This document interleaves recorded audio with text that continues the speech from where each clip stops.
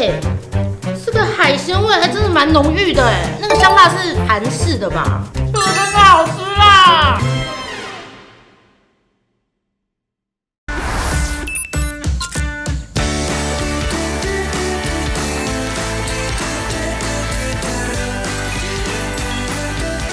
！Follow cabin to click on right set exit.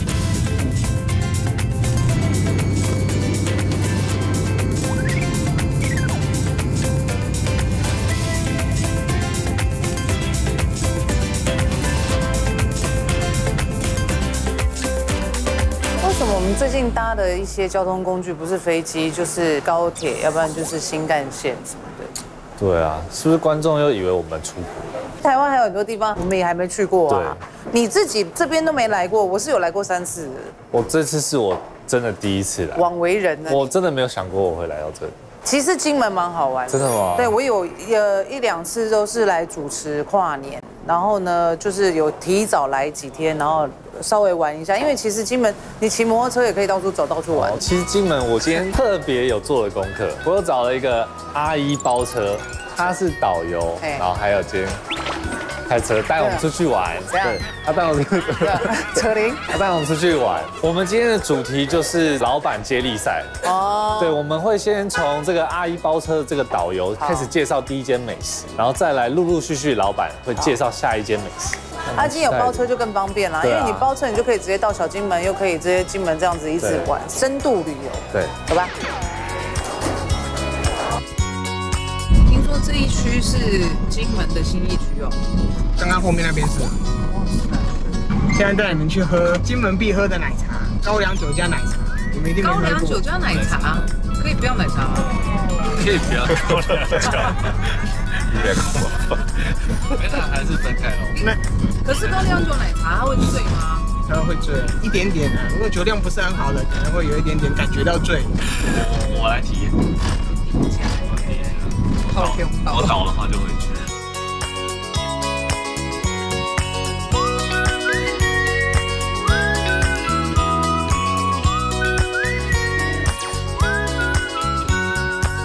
这一间呢，就是刚才那个阿姨哥推荐，我们一定要来喝。对，这栋粉红色洋楼。哎，这个建筑也真的很特别。对啊。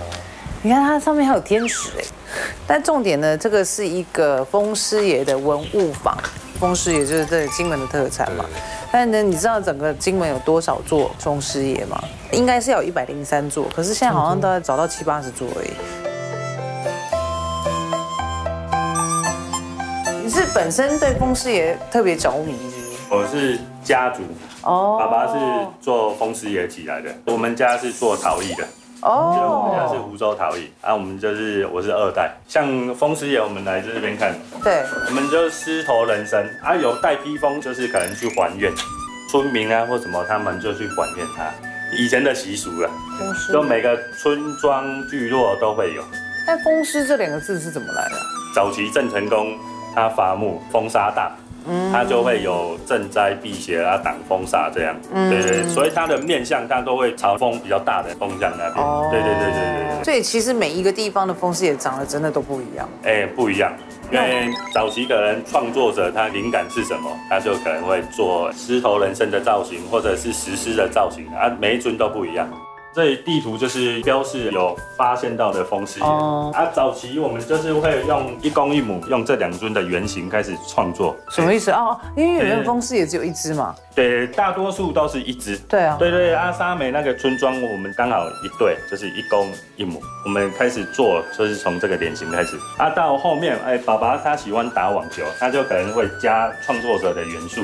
真的耶。对，就会打网球。如果将来看到有一个打高尔夫的那个风师爷，也不简单。对，因为他可能的创作者他喜欢什么，拿 iPhone 这样，就自己加进去。对，他也会加自己的元素。那你要分辨男生女生是这个葫芦吗？对，就葫芦是男生。这个就是比较三合院会比较多的，就是骑师爷，对，就是挡煞的。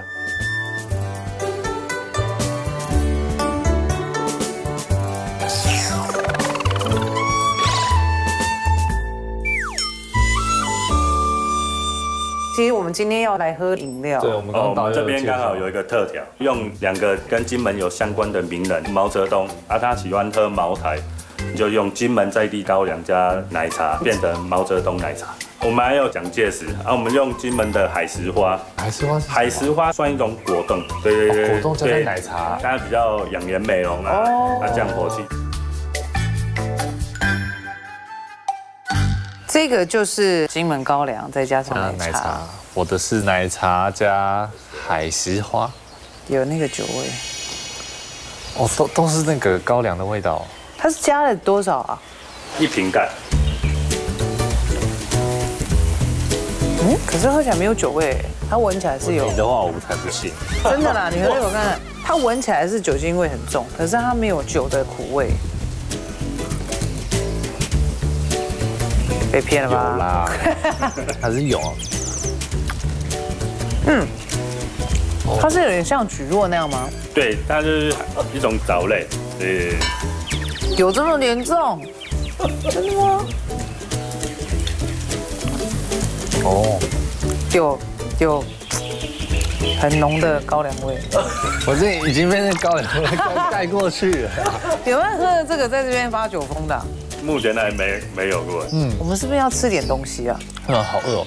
而且因为金门来到这边，是不是听说有一样东西一定要吃？对，金门广东粥，它就是一个金门人的早餐。那你有推荐哪一家？因为我们今天就是在地老板要推荐。好，米香屋广东粥。好，那我们事不宜迟，先去把这杯干了吧。反正你没差。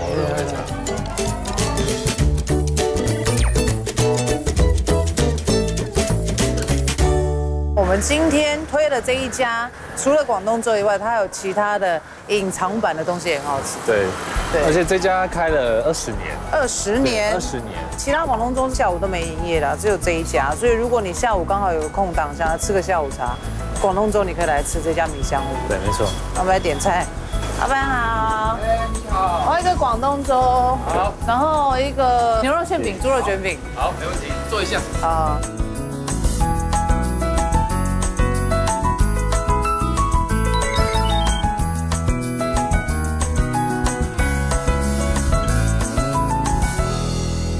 这广东粥看起来很精彩呢，香哦！老板，为什么在这边一定要吃广东粥？它有一个由来吗？因为以前要打仗嘛。对。那打仗的原因，就是因为我们那时候取得稻米比较不易，所以我们就把剩下锅底的那些米，煮成粥，那比较有饱足感。20世纪初那时候啊，其实在金门这边生活不容易啦。所以很多人会赴这个香港啊、广东打拼做贸易，然后到后来他们把这个味道带回来。广东粥就是这样的。广东粥。但是你们听说这边除了广东粥以外，卷饼跟馅饼也很好。广东粥一般都是配油条嘛。我们以前原本也是想要卖油条，后来是因为我们的营业时间比较长，我们从早上大概9点就开始，然后到了晚上7点半。因为金门的油条它大概在中午以后就买不到，所以后来我们才研发了一些饼类的产品。像馅饼啊，粥搭配这个馅饼。对。这个是那是绞肉，这个是鱼丸，鱼丸也是金门当地手打鱼丸。它绞肉好特别哦，它绞肉有一个海鲜味哎。它的里面的绞肉那些都已经吸附那个汤汁。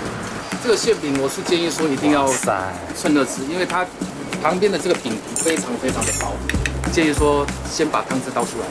哇！天哪，这么多汁！哇，这个汤汁好多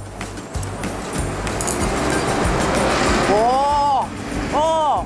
这根本在喝牛肉汤哎，整碗牛肉汤哎。是我们里面的馅料是特别选用金门的酒糟温体黄牛肉，然后只有每个礼拜的2跟礼拜6才会有。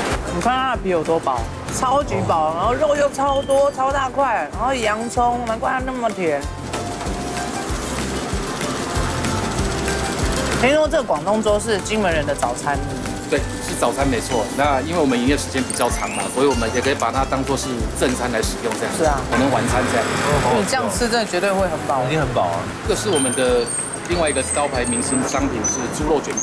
猪肉卷饼有一根那个大葱。你这个卷饼的颜色已经看起来是非常漂亮了，卷饼界的选美小姐的颜色。应该要吃。葱好香哦。皮不会干，而且不含油。对，不含油，好好吃，因为很有饱足感，好多层哦。对啊，就可以配广东粥这样子大便。其实我很怕吃大饼，因为有些那种大饼好干哦。但我觉得它那个大葱很加分，它让那个整个饼又湿润。对啊，完全已经着迷嘞这个。但是老板还是要介绍一下你的口袋名单。我觉得来金门一定要吃酒糟牛肉店，它是用酒糟下去做饲养。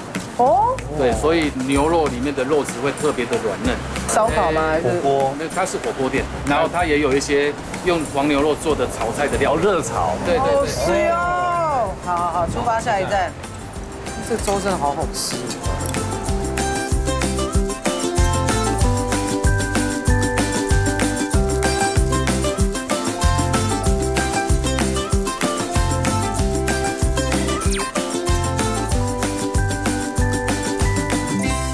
这一家就是刚才那个老板说一定要来吃的酒糟牛，但这一家呢，侨安牧场也蛮特别的，因为它牧场其实是养马。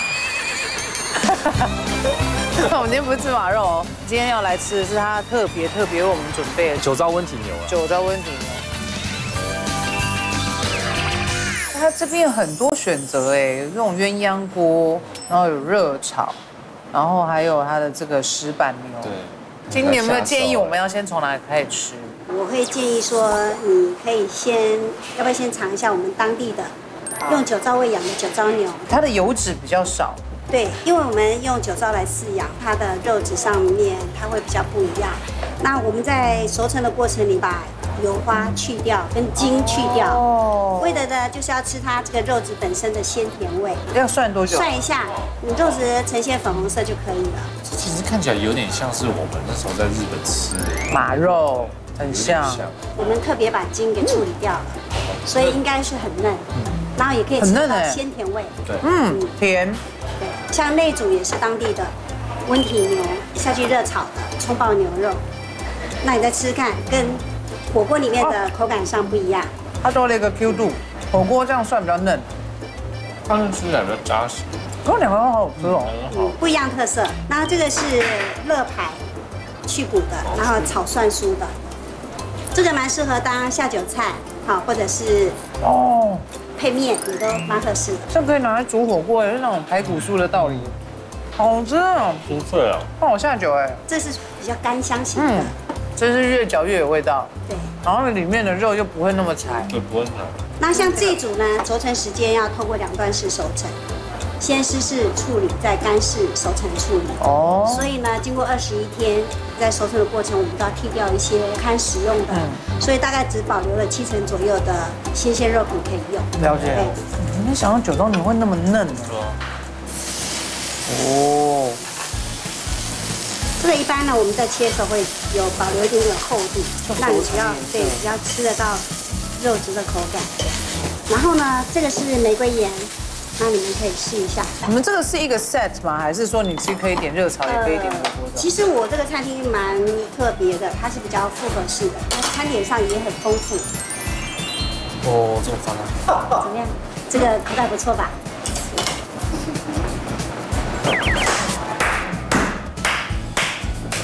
这个真的很好吃耶，它吃起来的口感真的好刚好，我觉得它真的是那个玫瑰盐真的是加分。我跟你讲，她就是嫩妹啊，你知道吗？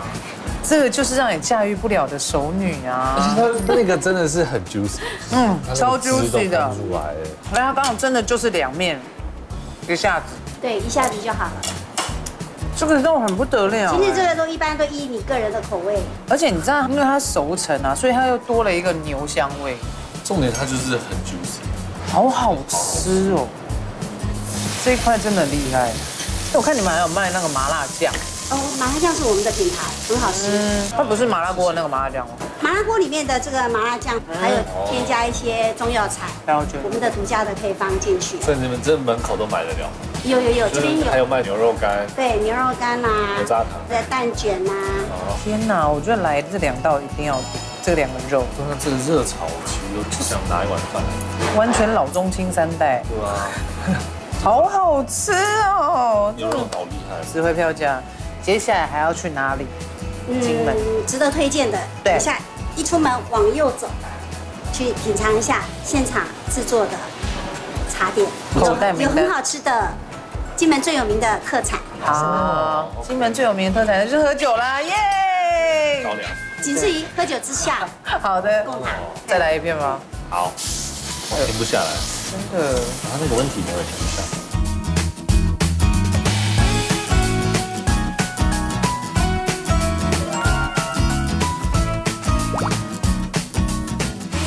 这家私厨一定要提早订，厨师要从台湾飞过来，好有层次感哦！它那个酥皮有够脆，跟科农订最新鲜的配。丝瓜的味道很重，感觉像在吃意大利面，但是它就是浓浓的麻油鸡的味道。金门当地的酒糟牛，好甜哦，超甜，没有加糖。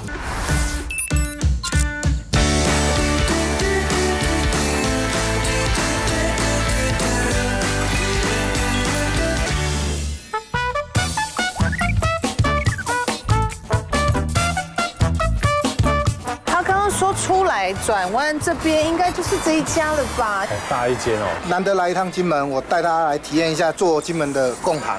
我以为他是卖贡糖跟牛肉干的，还可以做贡糖。主持人难得来，让主持人来稍微体验一下我们金门从用古法制作的贡糖是多么辛苦做出来的。好，我们要进去先购物一番了，好不好？没有啦，主要是还是要带大家来做贡糖。要！哎，你准备好了是不是？准备好试吃啊！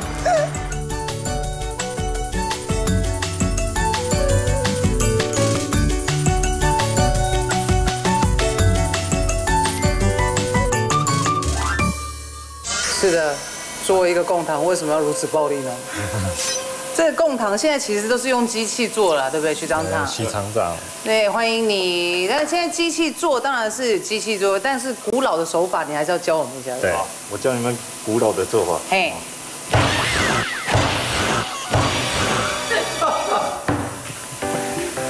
要敲。哦，喂。一言不合哎。哎，那我们平常看到那个贡糖，它打得超细耶！哇塞，都打得很碎，很碎很细。哦，这应该蛮舒压的吧？蛮舒压。然后要再把它对折吗？对。许厂长，你是不是平常压力很大，就是来这里上班舒压？我再给你，好，试试看哦。哦，这个真的有重哦。像这样一小块可以做多少贡糖？10-20个。哦，可以做到10-20个。还要包馅。啊，包馅哦。你就2下就累了。还有后续嘛？体验。所以这个它一定要把花生打碎吗？对。这样吃起来才会酥。你吃的那个贡糖都超细的。接下来要包馅料，花生粉。花生粉。那这个遗漏下来的怎么办？那个就不要了，因为我们用手工做的比较。还是这一坨我可以自己带回家吃？可以啊。不要浪费呢。要切多大一个？大概1公分半。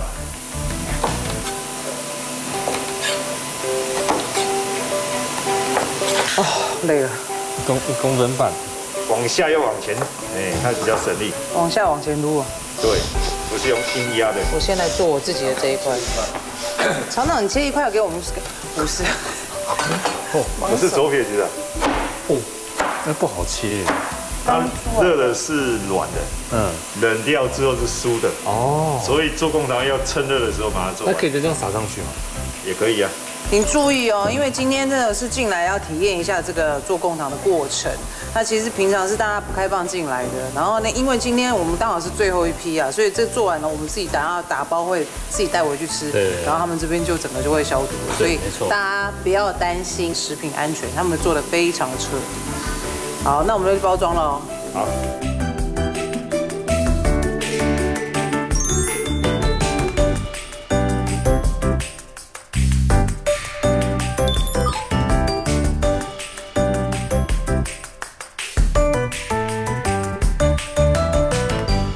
食品的种类很多哎，要蛋卷、米果，这豆干我也想买来吃吃看。他有卖这个干贝酱，我刚才已经买一罐了。啊，你已经买一罐了？我买那个丁香的，但它大推干贝，所以你可以买一罐干贝，然后我们可以半罐交换。这种就是送礼很好，有没有贴合类这种？对啊，不然它这边都可以试吃啊。对啊，这边整个都可以试，贡糖也可以试吃。对，哇，贡糖那么多口味哦。哎，它还有蜜饯呢，啊，它好多已经帮你做好那种礼盒系列的，就好方便。你是不是都没有朋友？有。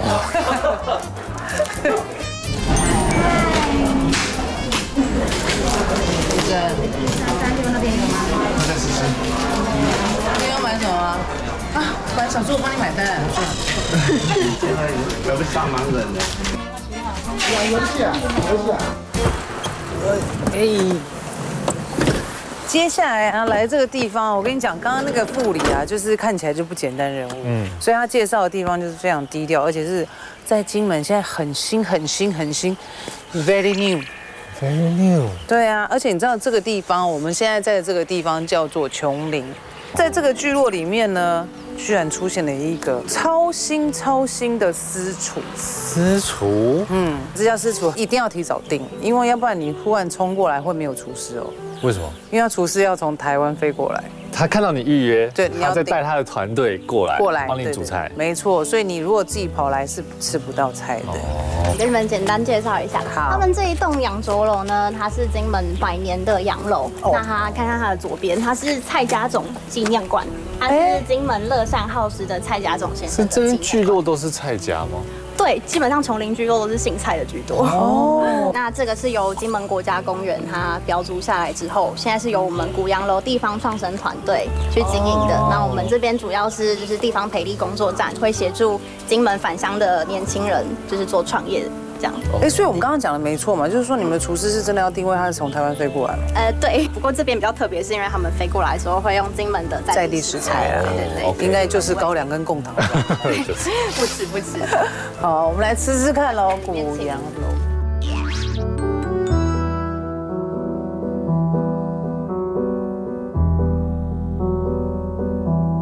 欢迎 Karen，Hello。这个私厨啊，听说是一天是接，我们也会接，就是上线是差不多25个客人，25个。我们大概差不多1到2个月前就要预约。这是第一道菜。对，这是热前菜。想问一下，总共这个 course 有几道啊？这个 course 总共有7道菜。哦，那 OK，可以接受。看这个杯子好像是有这个。对，有些客人会需要一些酒。哎呦，现在也知道 pairing 了，是不是？那个酒杯一定要有啊。那你们的 pairing 一定少不了高粱啊。对，如果酒量好的都可以使用。那金门的在地食材大概有哪些？我们如果用这道餐前菜来看的话，会里面用到一些野生虾，那他们的虾口感会比较 Q 弹，然后有在地的小番茄，它会比台湾的番茄来的味道更鲜明，对，就是酸甜味道。那这一道我们是运用了酥皮，然后刚刚讲的食材，以及会用一些咸蛋黄这些元素来做比较丰富的口感变化。对，哇！而且它虾的分量很多哎。然后里面也有 cheese， 就是让它的口感比较多元有层次感。我们加那个巴沙米，好有层次感，而且它那个酥皮有够脆的。而且它的 tomato 是干的哎，是干番茄。金门的番茄它味道会比较明确，就是比较又酸又甜。天哪，我没想到，这个 cheese 片跟咸蛋黄会这么搭哎。哦，真的这个很开胃。第二道的话，我们今天上的就是一个浓汤。这道的汤汁里面是什么？鹅啊吗？对，石科。跟鲜科不一样吗？不一样，里面的石科是金门蛮特别的一个产物。我们是特地跟科农订最新鲜的石科，他们每天都会根据潮汐去采科，在这个上面。有刚好捞到。蛤蜊不太一样。下面的汤底我们有用花蛤，金门的食材。那花蛤它跟蛤蜊味道上面有蛮大的一个差异性，是它不会有腥味，它是甜的，鲜甜的。那汤底有丝瓜，有菠菜。对，我刚才在想是怎么有澎湖丝瓜的味道。有丝瓜，因为要取它清甜的味道跟海鲜去做搭配。丝瓜的味道很重。然后因为我们就是有健康的诉求，所以我们不勾芡，我们是用在地的马铃薯去让汤稍微有稠度。真的呀，它没有腥味，甜的。整体来说，它就是吃起来真的很像在吃丝瓜面线的味道了，但真的好香哦，很特别的味道了。好喜欢的，我喜欢它那个丝瓜的口感，而且它丝瓜不会太烂，对，就是有口感，还是脆脆的。但其实这一间还有一道是你们的招牌，是不是面线？对，我们有用金门的面线，然后做成是麻油鸡风味是吗？对，然后我们其实是用意大利面的手法来做这个面线。这道其实就是一个很经典的那个卡布纳纳，就是我们俗称的培根奶油蛋黄面的一个概念。当你看到是一个意大利面，但是你吃到的完全就是台式的一个口味。因为其实它现在闻的时候就是麻油鸡的味道。对。这个面线是手工做的。对，手工面线。金门在地的金门面线。好妙哦，可是也好好吃哦。你会感觉像在吃意大利面，但是它就是浓浓的麻油鸡的味道。对，然后呢，因为呢多了这一层奶油培根的那种酱，又把麻油鸡又更温和化。对。鸡肉好嫩，外面又好酥，而且不油。但你们怎么会想说要把这样子的地方租下来，然后做一个餐厅这样私厨？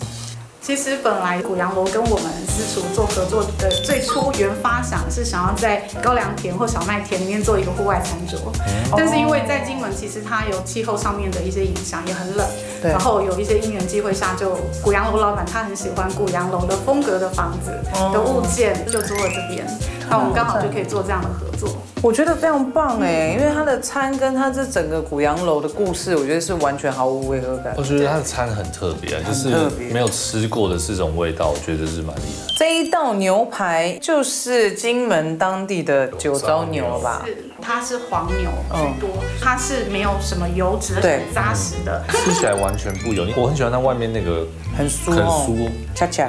这个酱汁是主厨的心血，是不是？对，它是一个咖啡寿司，就是用咖啡去入菜的我的一个发想的一个创意。它有咖啡香，对，很香哎。对，它会提升整个肉的一个鲜度，有一点点像巧克力入咖喱的那种香味。然后它的咖啡就是只有咖啡豆，你平常闻到的咖啡豆的香味，但它也没有任何苦，没有什么。对，纯粹就是那个咖啡的香味。怎么会想到用咖啡？这个。一般来讲，咖啡来讲是一个可以解腻的。那因为怕说今天味道过于太重，所以呢，我们就是用咖啡稍微去缓和一下它的那个油腻度。然后这个 mesh 也很特别，主厨这一次我们是用在地的地瓜，因为金门的地瓜也是它蛮常见的一个主食类。这里面是用地瓜下去做的一个奶油寿司。这甜到像 cheese 哎，这个吗 ？cheese 酱这样。很丝滑的口感，好甜，超甜，没有加糖。我们所有东西都是用天然的方式，它很像真的在吃化掉的 cheese， 好像可以拿来当甜点来吃哦，好好吃哦，这每一道。最后还有一道甜点，对不对？是。其实这边的主厨是除了我们刚刚看到这个赖师傅是从台湾飞过来，这边也是有在地的。我们团队有一个在地主厨，他叫李德。那这个就是李主厨他的创作，因为他本身非常喜欢意大利的经典甜点提拉米苏，像用高粱酒取代玛莎拉酒，然后里面还有一个最特别的金门的传统甜点就是麻烙。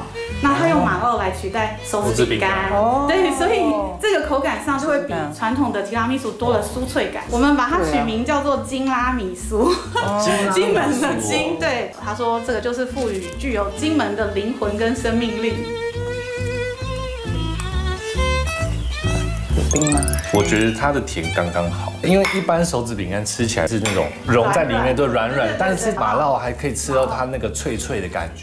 对，就是可以吃到。所以多了两种层次，就是冰淇淋跟这个马烙。好吃，饱餐一顿之后，还是要请你推荐口袋名单呢。小金门那边产的芋头非常好吃，是台湾最好吃的芋头。那边有一家冰店，很适合去那边。哦，好哦，所以我们要开到金门大桥。第一次吧？对啊，开车去吧。对啊，因为才刚盖好啊，太兴奋了。走，去小金门。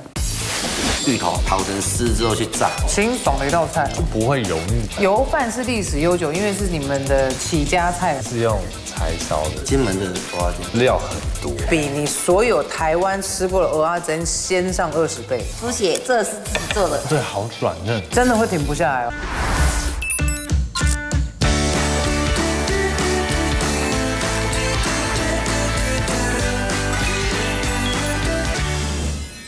我们现在在这个地方是水头村啊，据说是金门最早发展的一个聚落，就是以前做贸易人大部分都住在水头村这边。刚刚导游也讲，那阿一哥也有说，这附近的建筑物都比较特别了，真是蛮古色古香的。这就是我们晚上要住的饭店，这里面真的超级古色古香的。欢迎蛋蛋。喂。大家好，我是管家蛋蛋妹。Hello。这边就是我们的前厅，是办理入住的地方，然后我们都提供游去给客人。啊，所以这历史多久了？从清朝就有了，就有一句谚语叫做"有水头复无水头错"，就是没有像水头这样的古厝。哦。所以这边的古厝都是非常有特色的。所以水头以前是真的就是因为贸易的关系吗？就是因为这边海盗很多，然后后来他们就是慢慢的在这边经商，就是盖这些房子。但它保存的非常好哎。然后这边就是我们的天井，比较有特色的就是要保留这个石柱，是，对，还有这个石阶，还有这个湖景。可是它应该已经有重建过吧？对，重建过，因为我们老板本身就是匠师。所以就晚上大家的交谊厅就对了。交谊厅可以酷哎，真的很古色古香。这边这样的房间价格是多少？我们的房间价格平日1800，假日2100，就是蛮平价的。我要给你们看我们今天的房型。来看一下它的房型啊。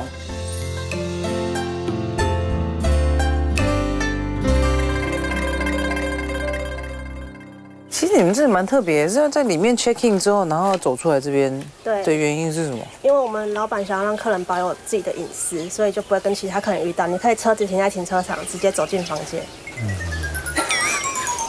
老板，怎么了？什么意思？老板为什么需要这服务？老板有自己的考量。对，帮住客考量。进来每一个都是这样子楼中楼。对，楼中楼，然后有特别做跳高，所以一般的古厝楼上会比较矮一点。是。我们是跳得非常的高。真的耶。所以这个空间是让客人可以在这边休憩，有自己的独立的空间。如果客厅太多人，他们就可以来房间开 party。然后因为是古厝的限制，所以浴室会比较小一点。我们上去看一下房间。好。这真的很像以前在剧里面才会看到的那种装潢哎，对，超级古色古香。但它真的是算很挑高，就是至少你不用进来是窝着这样走了，然后一张双人床跟一张单人床。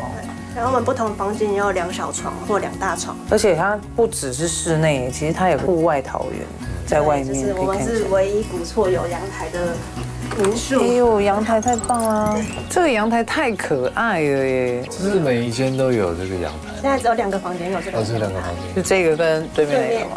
所以可以跟对面打招呼。这晚上应该可以看到什么星星之类的。对，看得到。因为金门的光害很少。太棒了啊！这种舍不得离开去小金门呢。对啊。小金门一定要去吗？一定要去，一定要从金门。还是有些美食在等我们啊。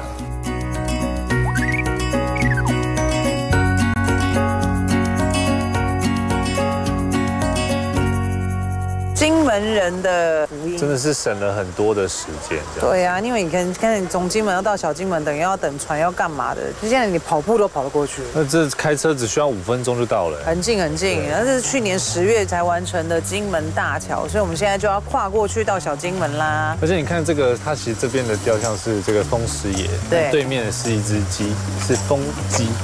据说之前小金门的白蚁灾害很多嘛，然后有一只风鸡就把它就吃掉。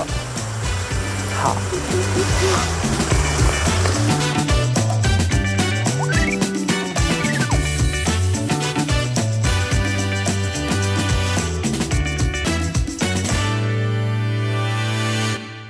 接下来我们来到这个极乐西方世界。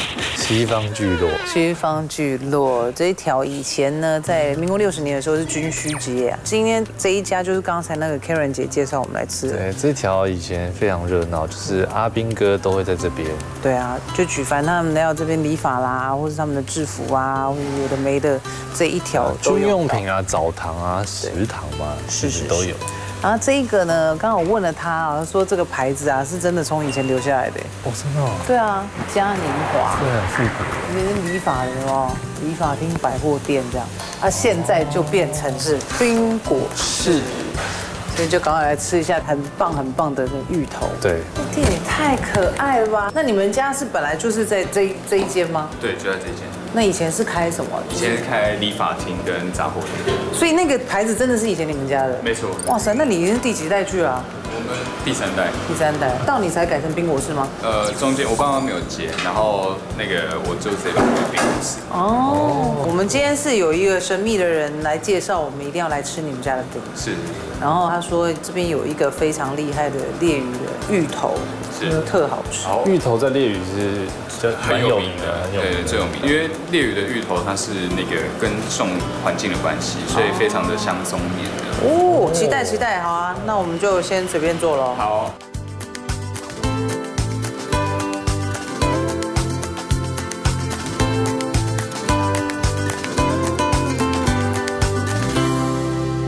这芋头看起来就是超绵密的，这超满的。而且你看看这一碗有多少东西，这个就是你们的招牌。没错，招牌芋头饼，里面是黑糖冰，对，外面是芋泥，然后这个也是芋圆嘛。对，那芋头冰就是我们小金门最有名的特产。是因为这边的得天独厚的地理环境，所以你种出来的芋头会特别好吃。对，因为我们是红土松软的地形，对，所以是种芋头是非常的适合，然后种出来的芋头就会比较香松绵这样子。好绵哦！对，它好像已经扒在那个冰上面。就是在你的舌尖轻轻的带过，这样好绵密哦。这种绵密的芋头还是第一次吃到。可是它吃完之后又有一个芋头的香味在尾韵。对。Q 就是 Q。一个 Q 跟香味，这个芋头控是受不了的啦。它就是附着在上面这样子带，然后就咕溜的下去了，好滑顺。它跟台湾的芋头好像真的是不太一样。对，这个又是什么？这是我们的另外一个招牌花生冰。然后上面都是我们在地的贡糖。那里面它这个是黑糖吗？也是黑糖，只是说外面上的是花生酱。花生酱，对，有花生酱，然后有花生仁，然后跟贡糖，因为本身也是花生，所以就是满满的，全部都是花生，满满的，全部都是花生。挑超久，好，这头给你了。但是这个跟这个不是一样然后上面仙草嘛，然后也还是有这个芋泥。对。跟你说了，料很实在，看好就要下手，在那挑。好香哦！整个就是花生的香味，很花生，花生粉，再加上软花生，跟仙草也好。这个也是花生，就是整个都是花生的味道，全部都是花生的味道。花生控你超爱这个。我很爱这个我也很喜欢这个，好好吃哦。这2个感觉都要点，因为芋头其实跟花生也很大。不同感觉啊。那我可以点这个，然后跟你再加钱加芋泥吗？没问题啊，没问题。就随便你要加。你说上面再淋一层芋泥。对啊。但是它都没有到很甜，不会，就是刚刚好。这很耐吃，不会像很多冰吃的就好甜，然后就1-2口就没办法。而且你们家的黑糖也很香哎。对，就手工炒制。对哦，吃得出来是很纯的那种黑糖香，不会到太甜。听说你们现在店面不是只有这里哦，对面那3个也是你们的。对啊，我们后来又把对面3间又整理起来，这样。因为我们其实本身是喜欢做老屋改造，就是活化啦，对，所以我们把原本以前的那个商业空间，就是老屋以前样子，把它整修完之后就开放给大家。这个很适合拿来拍片，很适合，因为门口都蛮复古的。这一个冰是，这个是我们小金门的一个特产红饼。这个就是铜饼，对。铜饼是什么？铜饼呢，它其实在我们小金门它叫柚饼，就是很嫩很细的意思。因为它太容易脆掉，所以以前都会放在那个桶子里卖。真的是桶子的桶啊，铜饼。没错。那是芋头是不是？对，它2种口味。它里面有包东西。对，它有20几种东西在里面，然后放在冰里面。我们传统的话会把它泡鲜奶吃。然后比较特别的是以前那个月子餐，因为以前人可能比较吃不起猪肝那些的，就会把这个拿去煎麻油，然后来当月子餐的零食。这是甜的吗？对，它其实口味层次还蛮丰富的。它就是很像那种传统大饼的那种里面的馅。我可以想象它去煎麻油应该很坑。对，好好吃哦这冰，所以以后大家来的时候可以真的来这边，然后这个嘉年华冰果室。可以去拍照打卡，这附近走走，还蛮有味道的。谢谢。不过老板你也是要推荐一个口袋名单。口袋名单吗？现在晚餐时间了嘛，对不对？那我们就来推荐你们去那个我们国境最西边的地方吃林家厨房在地的手入菜。手入菜是吗？哦。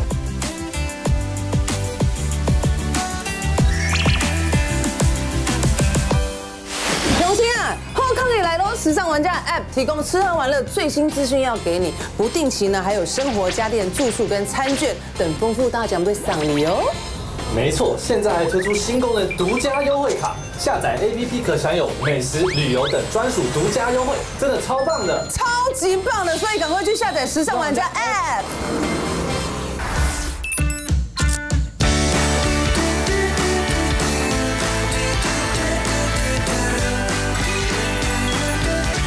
这是刚刚那个冰博士的老板推荐的林家厨房。对，这家店呢，其实历史非常悠久，已经是第4代出来做了。对，他是到最近这10年才开了这个店面，要不然以前也是有做中破塞。然后呢，他最有名也是这个油饭。对，欢迎2位，谢谢。今天哇，这一整桌这个油饭我们很期待呢，丰盛呢。哎呀，来啊，这是啥？玉丝手卷，玉丝，对，我们这边的芋头刨成丝之后去炸，炸得它酥酥脆脆的。这个是包那个海苔，对，用海苔卷。哦，跟手卷一样，试一下，跟日料手卷做法是一样的。这个油饭是历史悠久，因为是你们的起家菜嘛，哦。哎，对，较早吼就是阮家呢，就是生囡仔好无？做饭业的时候，就是阮家用大鼎，就是一鼎咧30斤，咱大鼎一大鼎去，啊，计称个几啊10鼎呢。而且这个是用柴烧的。柴烧的。哦，难怪它味道不太一样。这个就是不是糯米的哦，是我们吃饭的米。啊，吃起来不太一样。柴烧的话，这个时间比较久吗？要2个小时。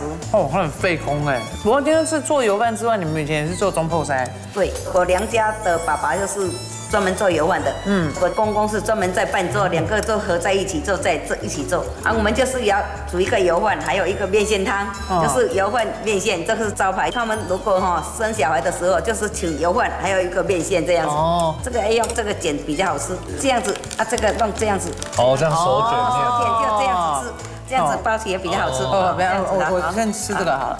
哦，给你。Thank you。哦，好吃哎。好吃，很好吃，好吃。为什么打我？跟你讲说夹多一点，很好吃。我在夹，这我可以吃好几卷。它吃不出那种炸的味道，就是好清爽的一道菜，就不会油腻，油温拉高。哦，所以它炸的很清爽，不会有油在里面。那它里面还有那个美乃滋，虽然是用炸的，但是完全吃不到那个油的腻的感觉。你看呐，怎么办呐？刚刚我们2个是不是在车上说好要配速？然后现在又在那不下来，没办法。这太好吃了，这等下应该可以包回去。可以，还想打包。但这个汤你刚才也说是一个，这是我们拌菜有10道菜，一定要出这道菜。我们说是宴菜就是我们以前就是讲，就老伙仔拢是爱出这行啊，因为这行爱食吼，有菜有哪好来食较好啊。这个该不会是10颗嘛？是10颗，它很像蚵仔煎这样。这蚵仔煎都对啊。这是金门的蚵仔煎，那个海螺很小很小。哦，但是它会比较甜。不是很不要吃？干嘛你要外带对不对？不是，你真的会停不下来哦。我讲了哦，我已经跟你说了哦。我跟你说了，这个味道太扯了啦！因为比起一般的那个蚵仔煎，它的料很多。这个味道大概比你所有台湾吃过的蚵仔煎鲜上20倍。对，又甜又好吃，那味道好香哦。但是它一口在嘴巴里面的感觉就是很丰富，因为它放很多蔬菜，然后它勾芡也没那么多。对，我们有说那个10颗是让自己野生养殖，我们也是养殖的。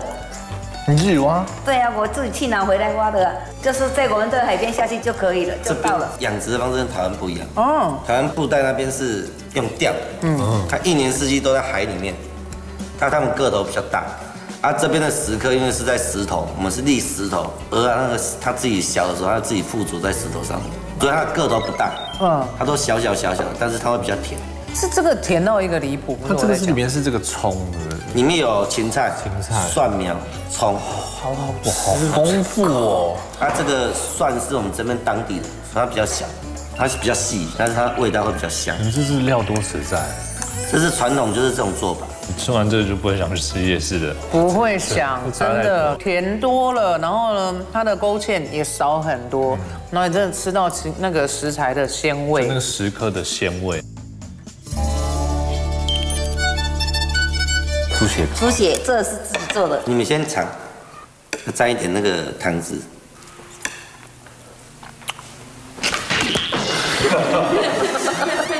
不要这样哦！听我劝，听我劝。怎么不听话？你真的。哦。哎呀，吃起来也是跟一般的猪血糕不太一样哎。这一道菜从开始到好要7个钟头，要柴火去烧的。哦，你也是用柴烧？对，柴烧的。这是自己做的。哦，好软，对，好软嫩。杀猪的猪血我们去流，叫它流出来。新鲜的猪血。猪血用猪血弄的，不是台湾来的。他们很忙，真的很忙哎！你要挖这个，又要放血。这个是我们有空会先做。小金门有另外一间，也是一对老夫妻，他们也专门有在做这个。好软。他们也是一样用柴火去烧的。天哪，这个上面的这个酱汁，这个是卤肉，我们自己卤的。啊，这个是用我们这边新鲜的猪的3层肉，我们是都用新鲜的食材。哦，所以你卤肉完之后，然后搭配这个酱汁去吃。对，用卤肉加洋葱下去炒，然后跟它们混合在一起。哦，这个对不对？就是啊，一直要往下塞，然后等下就外带这一卷，就像冰淇淋一样，一直往下塞。哦，哇，这就是今天的 Happy Ending 啊！ Happy Ending， 今天吃到的每一间，都很厉害。哇，怎么配海苔可以这么好吃啊？都是用在地新鲜食材。精彩，真的是太精彩了。我只能说这次从金门到小金门，这个金门大桥已经开了之后，真的超级方便的。大家可以来尽情的吃，尽情的喝，然后当天就这样来回。这么多地方可以拍照打卡，所以今天我觉得一整天真的还好，当地人的介绍，对，很多用在地食材啊，不管是咸食、甜食也好的，都超乎想象。花生冰也是哦，够夸张，每一家都停不下来，好好吃哦，芋头啊什么的。但是明天更夸张，好像有更多你很爱的店，也是停不下来的这种。等一下回去我们去跑一下步好了，那先打包，做个10000个 squat。好，我们金门行明天见了，拜拜。